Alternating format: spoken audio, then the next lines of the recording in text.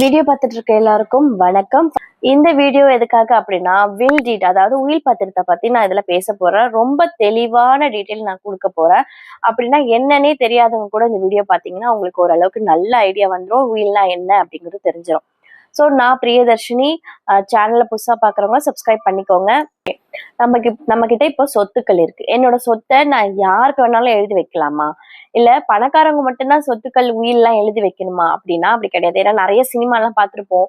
பெரிய பெரிய பணக்காரங்க வந்து சாகிற நிலைமையில வந்து நான் உயில் எழுதி வச்சிருக்கேன், இல்லை எனக்கு உயில் எழுதிட்டு தான் இறந்தாரு அப்படிங்கிற மாதிரி எல்லாம் சீன் வரும் இல்லையா.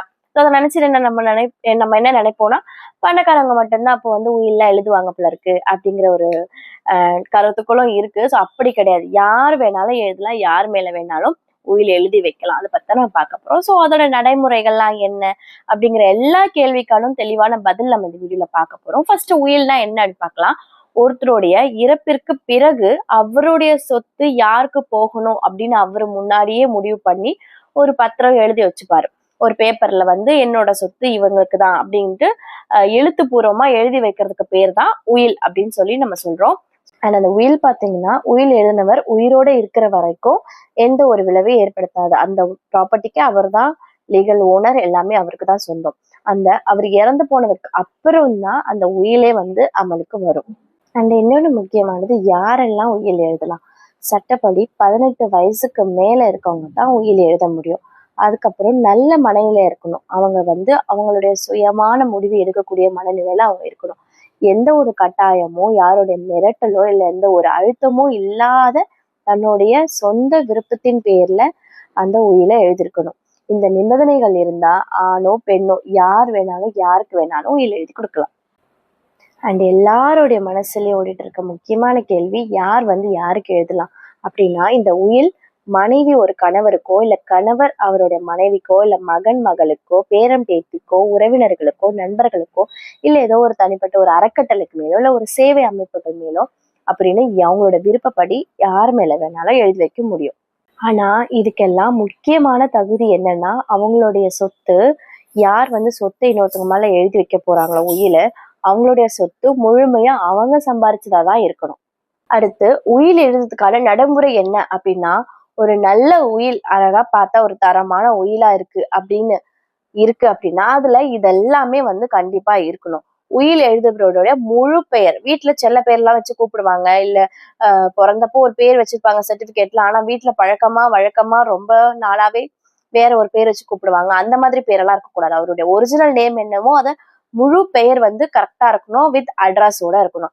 நல்ல மனநிலையில இந்த நான் உயில எழுதுறேன் அப்படிங்கிற அந்த வாசகம் கண்டிப்பா இருக்கணும். என்னோட முழு சம்மதத்தோட நல்ல மனநிலையோட நான் அந்த உயில எழுதி வைக்கிறேங்கிற வார்த்தை கண்டிப்பா இருக்கணும். அண்ட் என்னென்ன சொத்துக்கள் இருக்கு, அது யார் யாருக்கு போகணும் அப்படிங்கிற விவரம் தெளிவா இருக்கணும். இந்த சொத்து இவங்களுக்கு, இந்த சொத்து இவங்களுக்கு அப்படின்னு சொல்லிட்டு, ஏன்னா 2 பசங்க இருக்காங்க 3 பசங்க இருக்காங்க எழுதி வைக்கிறாங்க அப்படின்னா தெளிவா யார் மேல எவ்வளவு சொத்து எழுதி வைக்க போறங்கிறது இருக்கணும். உயில வந்து யார் நிறைவேற்றுவார்.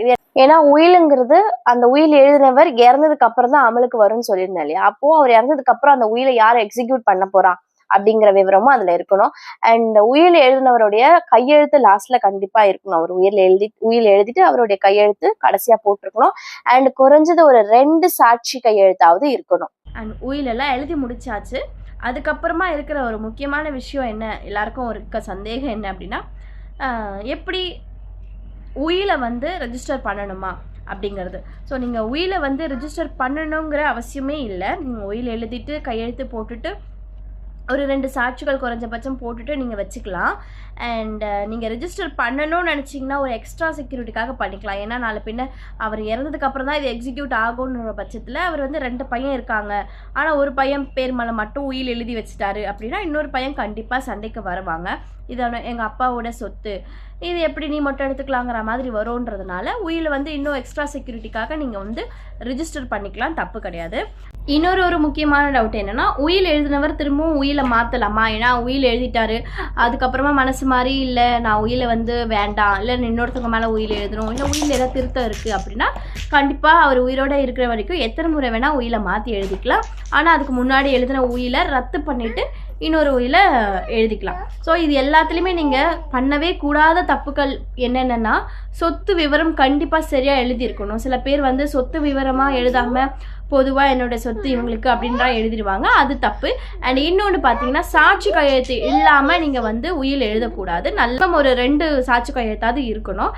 உயில் எழுதுது அப்படிங்கிறது ஒரு மரண பத்திரிகை இல்லை ஒரு மரண சாசனம், மரண டாக்குமெண்ட் அப்படிலாம் நீங்கள் கிடையாது. உயிலுங்கிறது எதிர்காலத்தில் எந்த ஒரு பிரச்சனையும் வராமல் அவங்களுடைய சொத்து உரிமையானவங்க கிட்டேயும் அவங்களுக்கு பிடிச்சவங்கமானவங்க கிட்டேயும் கரெக்டானவங்க கிட்ட போயிட்டு எந்த ஒரு வில்லங்கமும் இல்லாமல் எந்த ஒரு தகராறு சண்டை எதுவுமே இல்லாமல் கரெக்டாக போய் சேரணுங்கிறதுக்காக தான் இந்த உயில் வந்து ரொம்ப அவசியம்னு சொல்கிறோம். ஸோ நீங்கள் உழைச்சி சம்பாதிச்ச சொத்து யாருக்கு போகணும் அப்படிங்கிறத அவங்க முடிவு பண்ணணும். ஸோ அதுக்காக தான் இந்த உயில் எழுதுகிறோம். இந்த வீடியோ உங்களுக்கு பயனுள்ளதாக இருந்துச்சு நான் நம்புகிறேன். ஸோ தொடர்ந்து இது போல் ஒரு பயனுள்ள வீடியோ பார்க்கணும் அப்படின்னா என்னோட சேனலை சப்ஸ்கிரைப் பண்ணிக்கோங்க, லைக் ஷேர் பண்ணிக்கோங்க. தேங்க்ஸ் ஃபார் வாட்சிங். அடுத்த ஒரு வீடியோவில் சந்திக்கலாம். பாய்.